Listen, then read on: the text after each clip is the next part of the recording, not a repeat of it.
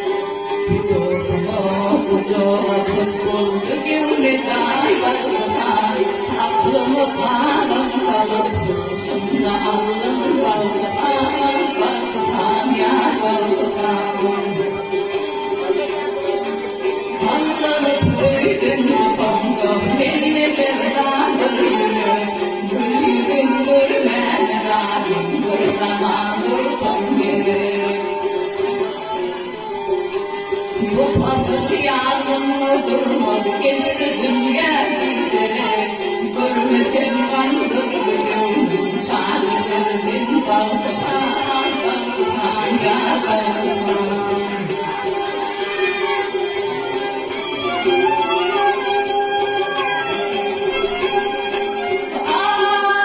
Ay, kokola yollara geldim, görmedim tendeyi peri, tendeme yok mu darım? Çeşmi rövseni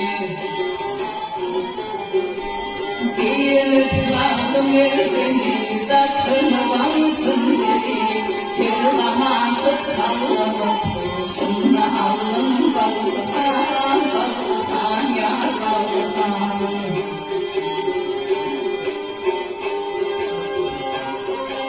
Devlet devranilerin var Münfedim